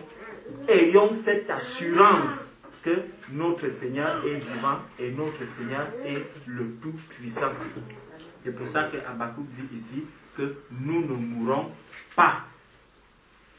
Ô Éternel, tu as établi ce peuple pour exercer tes jugements. Donc, le peuple, là, les Chaldéens, le Seigneur dit, il nous montre donc, Habakkuk comprend que ce qui est en train de se passer, en fait, c'est un jugement. C'est pour ça qu'il établit ce peuple. Donc, ô mon rocher, tu l'as suscité pour infliger tes châtiments. Donc, bien que Dieu soit le Dieu bon, le Dieu amour, le Dieu lent à la colère, mais il y a autre chose. Revenons dans Nahum. Prenons juste en arrière. Nahum. Prenons les 2 premiers versets. Ou juste le 2e verset même. L'Éternel est un Dieu jaloux. Il se venge. Ça, c'est les caractères qu'on ne connaît pas beaucoup de Dieu. On ne connaît pas ces caractères-là quand on parle de Dieu. Pourtant, Nahum ici, quand on regarde un peu, c'est ce que Nahum a mis en avant. Hein? Parce que tout à l'heure, on a pris le verset 3. Mais, tout au début, il va d'abord présenter les premiers caractères de notre Seigneur. Et c'est vraiment par là, quand on regarde un peu le premier commandement, tu aimeras l'Éternel ton Dieu de tout ton cœur, de toute ton âme, de toute ta pensée. Est-ce que cela ne signifie pas immédiatement que je suis un Dieu jaloux? Donc, le caractère de Dieu que l'on connaît le plus, en fait, ce n'est pas le premier caractère de Dieu. Pas du tout. Dieu est bon, Dieu est amour, Dieu est ceci. En fait, le premier, c'est que Dieu est un Dieu jaloux. Ça, tu introduis d'abord ça à tous les êtres humains. Malheureusement, le fait seulement que l'être humain ne connaisse même pas que Dieu est d'abord un Dieu jaloux. Avant d'être bon, il est d'abord un Dieu jaloux. Et c'est dans cette jalousie même que se trouve sa bonté. Parce qu'il chérit tout ce qu'il aime. Tout ce qu'il aime. Et c'est pour ça que même de son peuple, il est jaloux de son peuple, de ses enfants. Il ne veut pas que quelque chose puisse arriver à son enfant. C'est pour ça qu'il ne permet pas que le malin puisse même arriver, venir toucher à son enfant. Dieu ne peut pas le permettre. Il ne peut pas le permettre. Regardons bien ce qui arrive à Job. Pour que le malin puisse avoir accès à ce qui appartient à Job. Tout à l'heure, on disait que voilà les prières et ceci. Même ce que Job avait, si le malin avait ne serait-ce que la possibilité même de tuer les bêtes de Job ou d'arracher ses biens matériels même qu'il avait, le malin l'aurait fait. Mais il vient devant Dieu et lui dit que regarde même tous ces biens qu'il a. Ça veut dire que même ces biens, le malin ne peut même pas les toucher. Nous, on va craindre que ma voiture soit ceci. Tu es un enfant de Dieu. Même cette voiture, le malin ne peut pas toucher à cette voiture-là. C'est clair.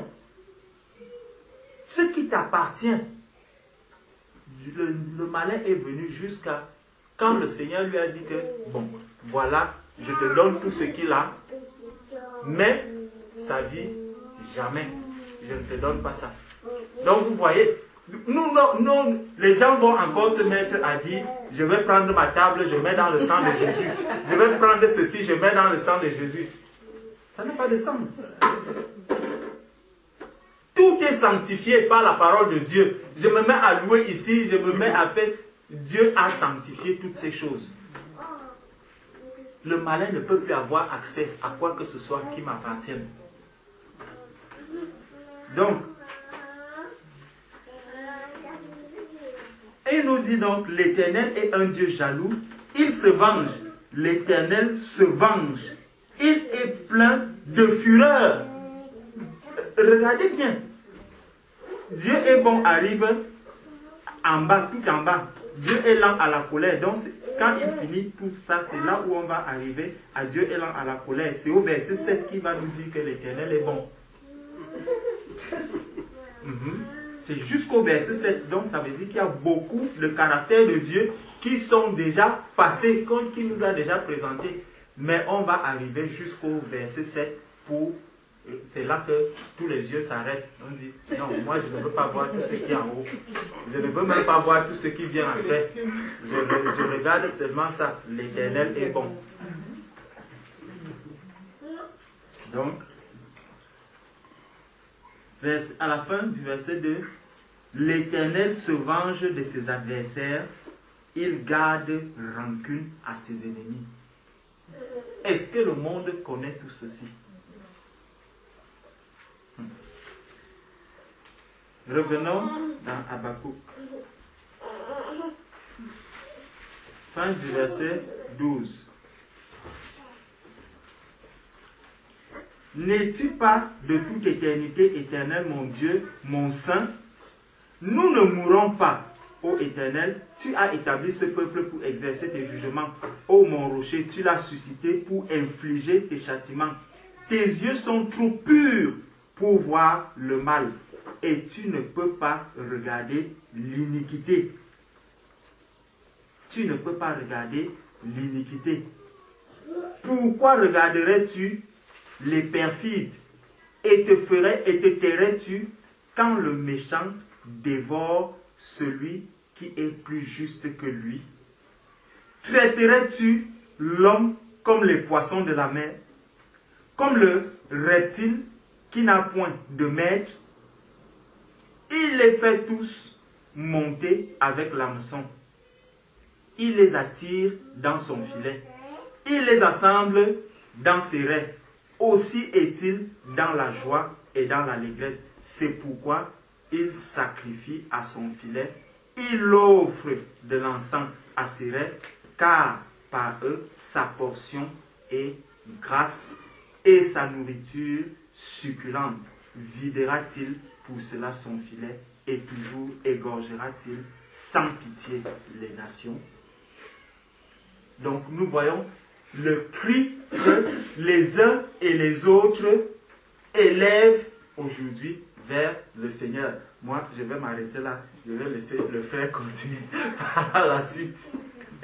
Que Dieu soit béni, parce que ce texte est tellement riche. Tellement riche. Que Dieu soit béni. Amen. Gloire à Dieu. On va te laisser méditer ça en intimité avec le Seigneur pour qu'il attire ton attention sur ce qu'il a voulu, sur ce qu'il veut te montrer dans le texte. Il y a quelques éléments qui ont attiré mon attention dans ce que le frère disait, notamment que le péché introduit la perte de paix, en fait. Et ça, on peut voir cela déjà depuis le livre de la Genèse. Dans Genèse chapitre 2, donc Dieu avait créé Adam et Ève, il était dans une communion parfaite avec eux. Et Dieu a même créé des animaux, il a amené les animaux vers Adam, Vous imaginez le lion qui vient vers toi pour attendre son nom et il repart sans lumière, aucun problème.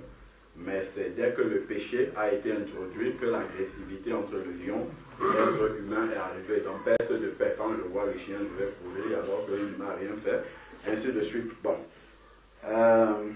Et donc après, quand Dieu vient maintenant dans le jardin, dans Genèse chapitre 3, on voit que l'homme et la femme vont aller se cacher. Et Dieu dit pourquoi? Parce que j'ai eu peur. À cause du péché, le manque de paix est arrivé. Ça, c'était juste un aspect. Quand nous regardons le monde, nous parlons du livre de la Genèse. Dieu a créé l'homme et la femme. La volonté de Dieu, c'est que l'homme aille avec la femme. Les êtres humains ont vu ça. Ils ont dit, Dieu n'est pas assez sérieux. L'homme va aller avec l'homme. La femme va aller avec la femme. On s'est moqué de Dieu.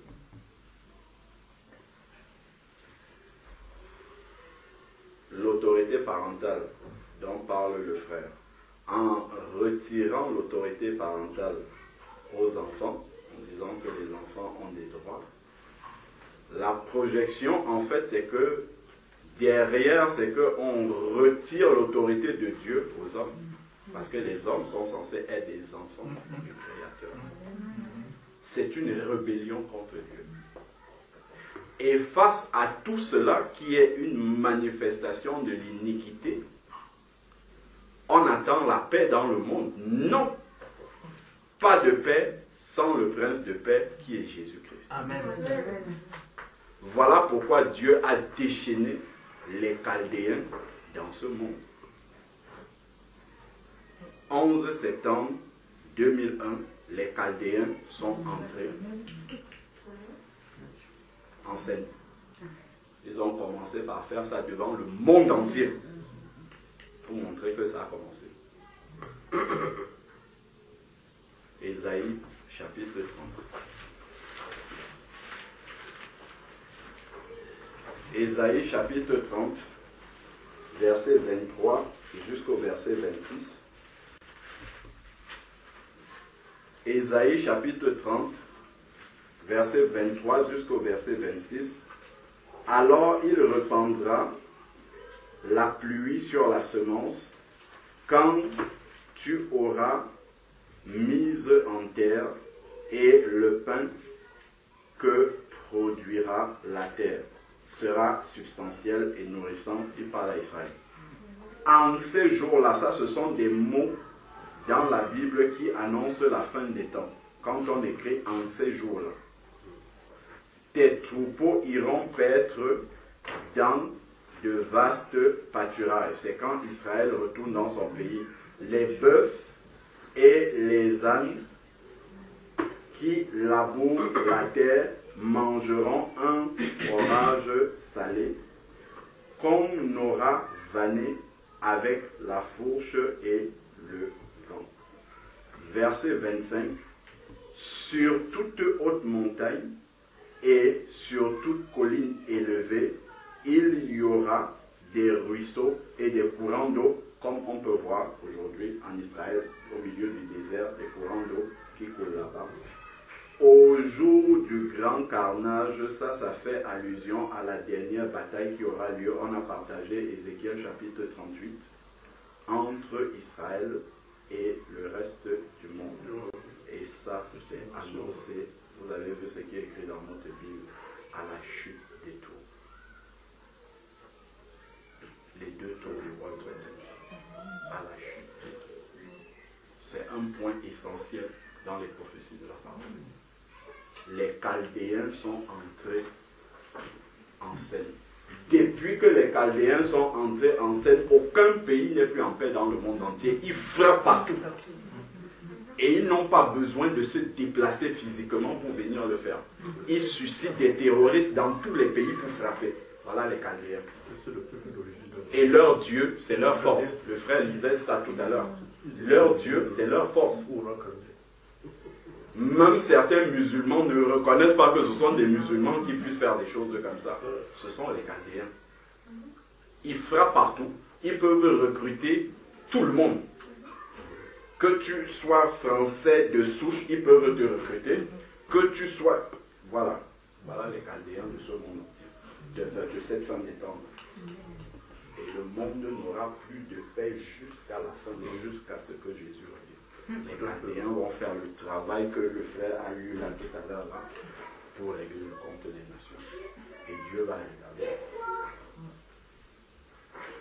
C'est ce qu'il va faire. Donc, ils font leur travail. Et cela n'est pas... Le frère disait tout à l'heure qu'ils n'ont pas d'égard pour les présidents de la République, ainsi de suite. Et ça, on peut le voir. Vous voyez par exemple l'un des frères Kouachi ou Koulibaly, je ne sais plus c'était quoi son prénom déjà. Avant de mourir, qu'est-ce qu'il fait? Il appelle en direct sur BFM TV et il nargue tout le pays. Et après il meurt en martyr. Ce sont des choses qui sont écrites là dans la Bible. Qui va les arrêter? Personne ne peut les arrêter. Personne ne peut arrêter le travail qu'ils sont en train de faire. C'est un jugement du Seigneur qui est écrit là. Vous allez au Bataclan, les gens vont chanter. C'était quoi le chant là qui passait? Où ils glorifiaient le diable là. Ils rendaient gloire à Satan et Satan a agi. Oui, ben s'ils étaient en train de chanter un chant nommément qui glorifiait Satan, nous adorons Satan et Satan a frappé immédiatement. Donc nous sommes vraiment là au cœur de la fin des temps et on voit comment le Seigneur a prévenu le monde entier en fait, qu'il en sera ainsi. Et quand vous allez voir le siège de l'État islamique, ça a commencé par, comment on appelait le groupement de Al-Qaïda, ça a commencé par ça, l'État islamique. Allez voir, leur siège c'est où? Allez voir là où les Chaldéens étaient. C'est autour de l'Irak, la Syrie, partout là-bas. C'était là le territoire des Chaldéens. Et c'est là qu'est sorti ces personnes-là et qui, à partir de là, ils frappent partout dans le monde entier.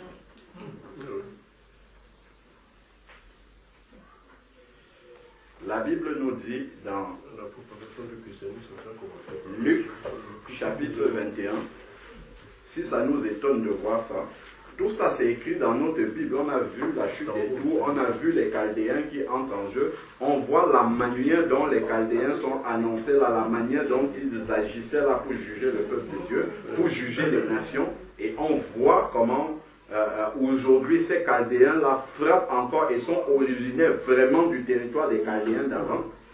Regardons ce que le Seigneur a dit ici dans Luc chapitre 21.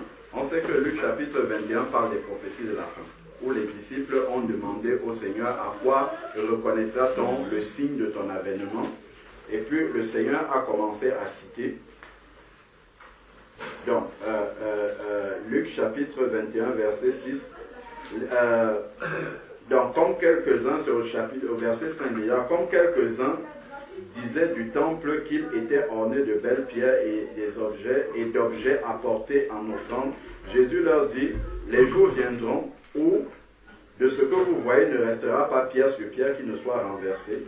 Il lui demandait, maître, quand donc cela arrivera-t-il et quel sera le signe annonçant ces événements? Jésus leur répondit, prenez garde d'être séduits. Regardez la séduction dans l'église. Nous-mêmes, nous observons ça. Donc, car beaucoup viendront sous mon nom et diront, c'est moi, les temps sont proches. Ne les suivez pas. Quand vous entendez parler de guerre, de désordre, ça, ce n'est même plus à dire. Donc, ne vous effrayez pas, car cela doit arriver. Ça doit. Tu vas prier pour la paix, prie si tu veux, mais la guerre doit arriver. C'est écrit ici. Donc, en réalité, si tu veux prier pour la paix, prie pour que les gens se convertissent. C'est ça, en fait. Si tu veux prier pour la paix entre Israël et Palestiniens, prie pour que les deux se convertissent à Jésus-Christ. Sinon, il n'y a pas de paix. Donc, ensuite, maintenant, ici, il dit, cela doit arriver. C'est une certitude que ça va arriver. Cela doit arriver, premièrement, mais ce ne sera pas tout de suite la fin. Alors une nation s'élèvera contre une nation, un royaume contre un royaume. Ça, on l'a déjà vu. Il y aura de grands tremblements de terre. Ça, on le voit aussi. Et par endroits, il y aura des pestes. Ça, on n'en parle plus, des famines. Regardez ce qui est écrit.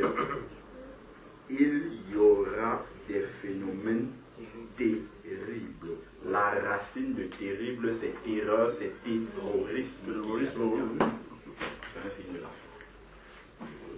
C'est ce que nous voyons. Et c'est répandu. Que ce soit, même en Afrique, on voit le terrorisme. Tu te demandes c'est quoi les enjeux là-bas, mais il y a quand même le terrorisme. Tu vas en Asie, on n'en parle pas. En Europe, on n'en parle pas. Aux États-Unis, au Canada, partout, ça frappe de partout. Aucun n'est exempt de ce jugement de Dieu. Aucun pays. Pourquoi? Parce qu'aucun pays, aucune nation n'est exempt de péché. Aucune nation n'est exempte de péché. Donc, aucune nation ne peut réclamer la paix. En réalité, c'est ça. Aucune nation ne peut réclamer la paix. Prier pour la paix d'une nation, c'est prier que la nation se convertisse. C'est ça la vérité. Si la nation ne se convertit pas tout entière, ce n'est même pas. Si on prie pour la paix, on est en train de perdre le temps. En fait. Il faut prier pour que les gens se convertissent réellement à Jésus-Christ. Parce que quand l'un aimera son prochain comme lui-même, il ne va pas aller lui faire la guerre. Il ne va pas prendre un kalachnikov pour tuer tous ceux qui vont en route ou bien prendre un gros canon pour écraser tous ceux qui vont en route. Ça, ce sont les conséquences du péché. Et tout ça, ce sont les Chaldéens qui agissent comme ça. Donc, vraiment, ce sont quelques éléments qui ont attiré mon attention clairement par rapport à ce que le frère, quand il présentait les Chaldéens, c'était vraiment l'État islamique et tout ce qu'ils sont en train de faire, c'était clairement, quand plus il lisait, plus j'essayais de voir tout ce qu'on voit dans l'actualité là aujourd'hui, comment ça se déroule, comment ça a commencé et comment est-ce que ça c'est en train de se développer. En fait, c'est ça. C'est un jugement de Dieu. Bien évidemment, Satan utilise ça et Dieu regarde. Il ne va pas intervenir parce que c'est le fruit du péché. Amen. C'est Satan le plein du monde. Donc, préparons-nous.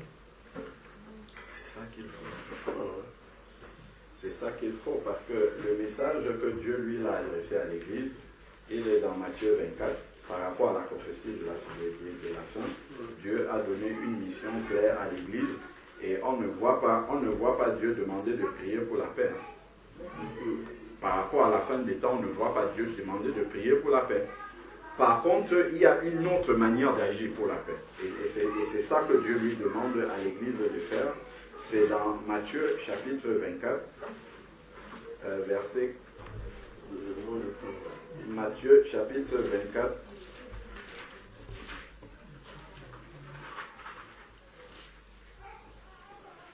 donc, Matthieu chapitre 24, on peut prendre le verset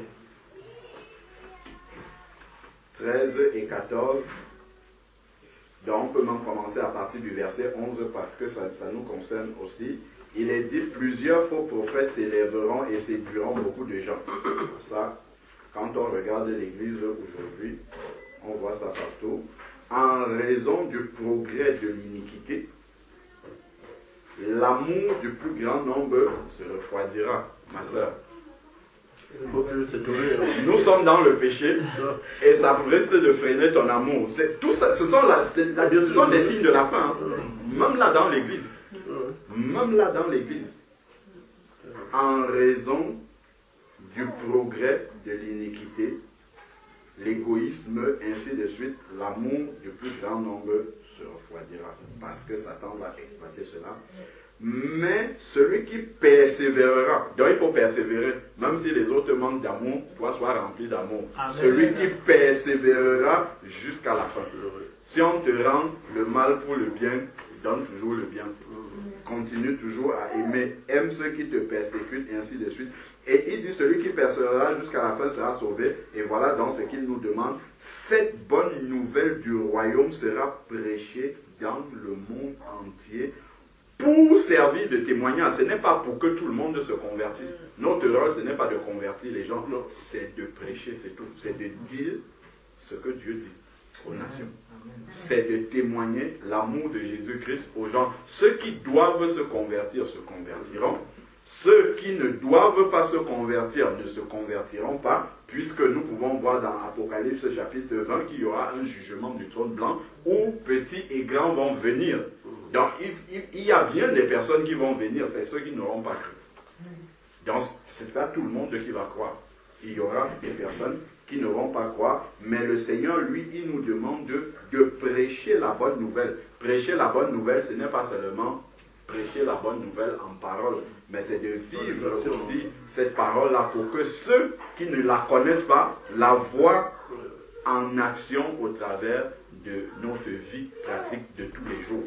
Et à ce moment-là, ils demanderont, mais qui t'a transformé? Pourquoi quand le monde entier est ébranlé comme ça, on voit les Chaldéens partout? Dès que quelqu'un, mon beau-frère me disait qu'il était dans le métro après, quelque temps après le Bataclan, il y a un barbu qui est entré dans le métro, tout le monde était silencieux, chacun se regardait, dès qu'il est sorti, tout le monde est sorti aussi, ça a créé un mouvement de panique inutile.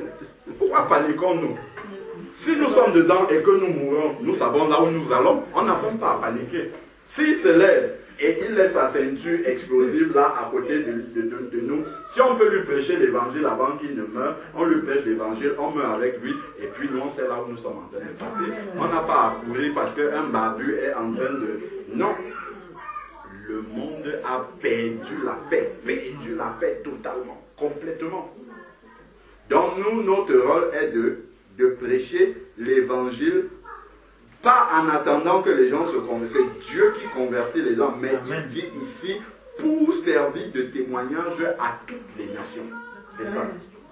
Il faut que les nations voient qu'il y en a qui annoncent le message de Jésus-Christ, et d'ailleurs qui savent tout ce qui est en train de se passer là, il y a très longtemps, et qui disent ce qui se passe et ce qui va arriver plus tard. Pour servir de témoignage.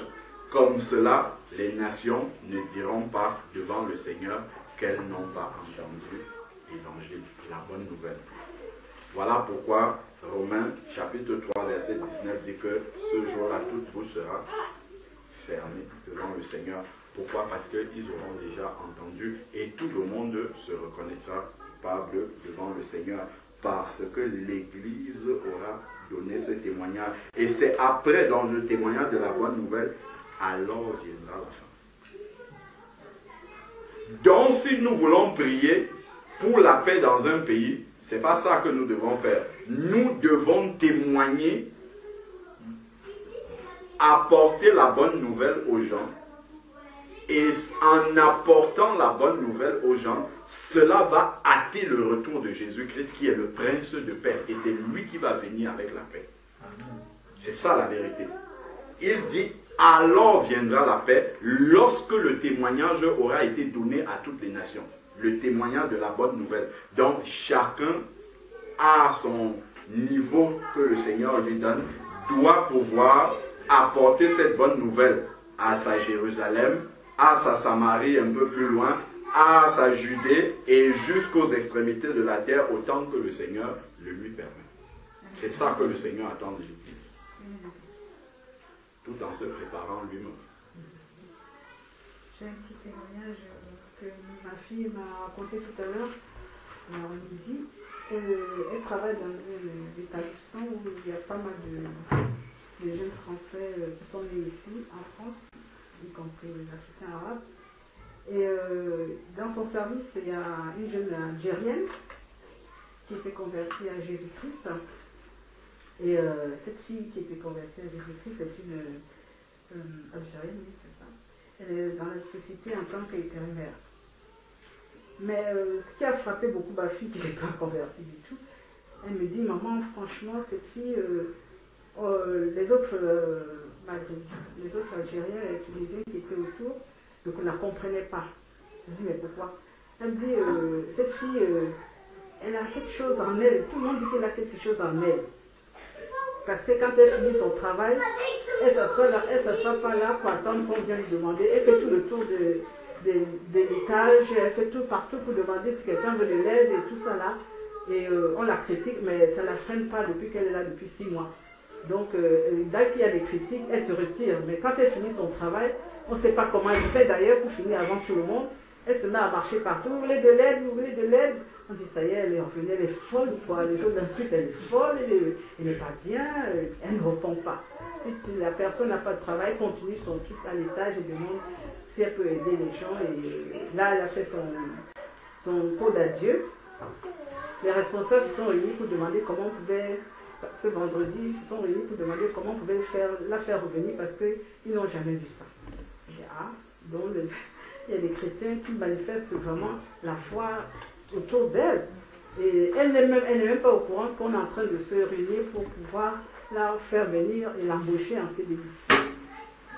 Ça m'a scié ce midi. C'était là tout à l'heure. J'ai dit, c'est pas possible. Elle a supporté tous les injures des musulmans, elle a supporté tous les rejets, mais ça ne la freine pas. Et c'est là qu'ils ont commencé à se poser la question, mais qu'est-ce que tu as que nous, on n'a pas? Tu es toujours calme, on t'insulte, on te rejette. Et Aurélie a dit, mais oui, ma fille a dit, mais oui, vous êtes en train d'insulter. Quand une chrétienne épouse un musulman ou un juif, on applaudit, mais elle a décidé de quitter le musulman pour être devenue chrétienne, et vous l'insultez tous les jours. Mais malgré ça, elle ne vous répond pas, et vous revenez encore l'insulter toujours. Donc, après le pot, ils se sont réunis, y compris même ma fille qui travaille avec eux, pour demander que vraiment, il faut qu'on fasse tout pour qu'on la ramène et qu'elle soit en CDI. Gloire à Dieu.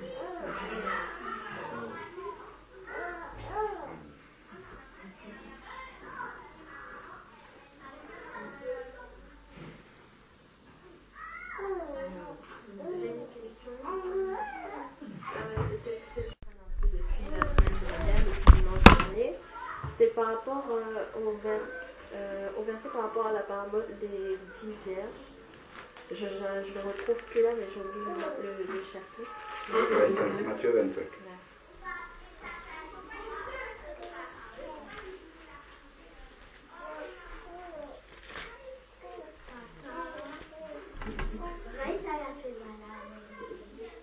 Alors c'est par rapport au verset 5. Donc on dit, comme l'époux tardait, toutes s'assoupirent et s'endormirent. Alors quand j'ai lu alors ce verset, j'ai décortiqué et j'ai compris que toutes, ça voulait dire les sages et les folles. Et je voulais savoir comment les vierges sages peuvent s'assoupir et s'endormir.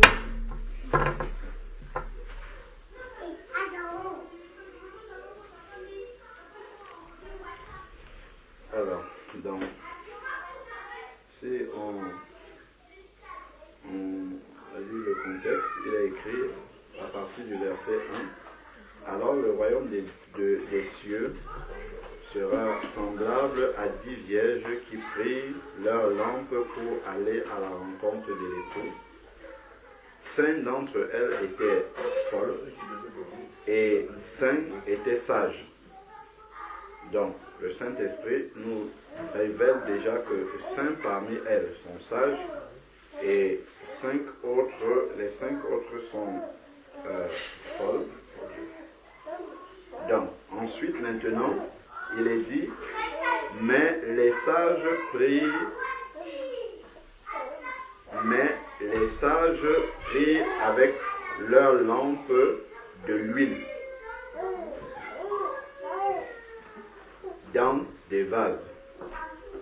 Donc, nous savons que la parole de Dieu est une lampe à nos pieds. Et maintenant, pour que cette parole-là soit vivante en nous, c'est le Saint-Esprit qui rend vie à la parole de Dieu. Donc, il faut la lampe, mais il faut l'huile, il faut le Saint-Esprit pour entretenir la flamme, en fait. Que la lampe continue toujours à éclairer. Parce que l'Esprit de Dieu entretient justement cette parole-là en nous. La notion de la lampe et de l'huile, en fait, qui est derrière. Donc ensuite, maintenant, comme l'époux tardait. Donc les folles, prenant leur lampe, ne prient pas de l'huile. Je reprends tout doucement. Les folles, en prenant leur lampe, ne prient pas de l'huile avec elles. j'ai la parole de Dieu, mais je n'écoute pas le Saint-Esprit. Donc, au tout début, on nous parle des vierges. En fait, c'est quand quelqu'un naît de nouveau, ses péchés sont effacés. C'est le symbole de la virginité spirituelle. Donc, toutes sont converties à Jésus-Christ. Et d'ailleurs, je crois que Paul le dit dans 2 Corinthiens chapitre 11, « Je vous ai fiancé à un seul époux comme une vierge. » Ça, on peut le dire. Il compare justement ceux qui sont convertis. Donc, voilà, c'est 2 Corinthiens chapitre 11, verset 2. « Car je suis jaloux à votre sujet d'une jalousie de Dieu parce que je vous ai fiancé à un seul époux pour vous présenter au Christ comme une vierge pure. » Donc, vierge, c'est le symbole des enfants de Dieu. Donc là, on a compris que les folles, en fait, ont la parole de Dieu intellectuellement, mais par contre, n'écoutent pas le Saint-Esprit qui est justement cette huile-là qui doit rendre vivant, en fait, la parole pour que la parole puisse éclairer. Ensuite, maintenant, nous sommes au verset 4, mais par contre, les sages ont pris leur lampe et de l'huile dans les vases. Écoute la voix du Saint-Esprit. Ensuite, maintenant, comme l'époux tardait, toutes s'assoupirent et s'endormirent. En s'assoupissant, en dormant, est-ce que cela fait en sorte que la lampe continue à être éclairée? Lorsque nous dormons, le Saint-Esprit continue toujours à être à l'œuvre. Allons dans 1 Thessaloniciens chapitre 5. On va comprendre quelque chose. 1 Thessaloniciens chapitre 5, ça vient juste après 1 Thessaloniciens chapitre 4 qui parle de l'enlèvement. Dans 1 Thessaloniciens chapitre 5,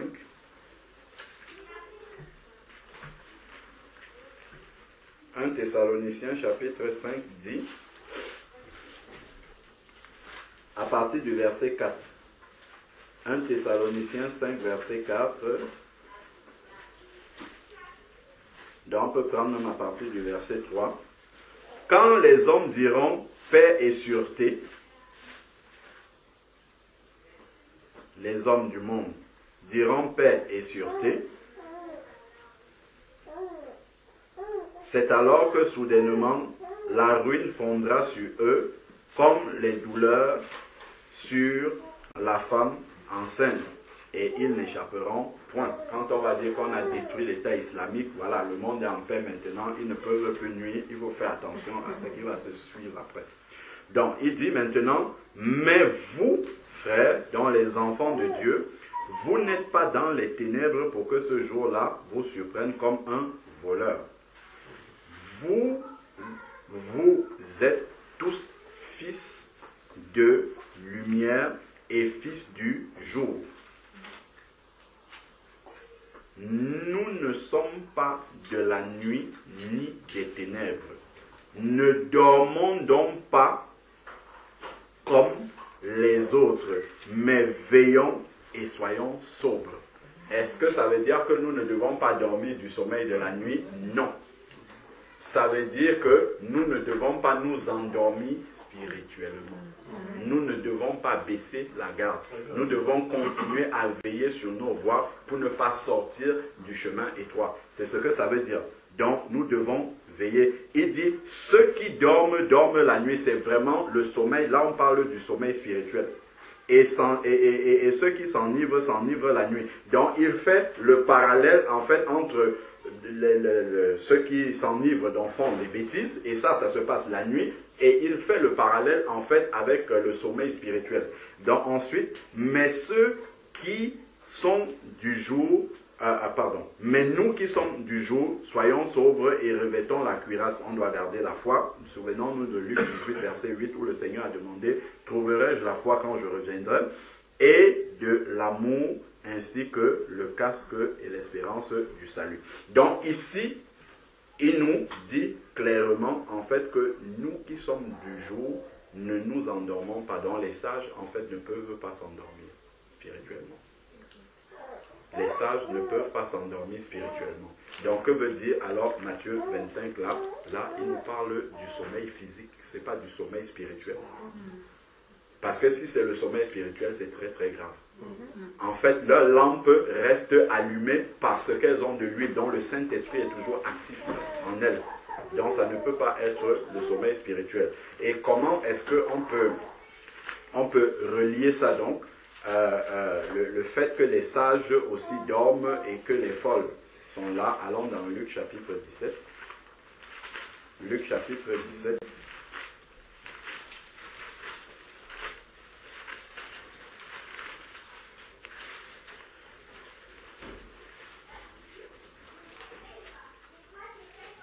Luc chapitre 17, à partir du verset 26.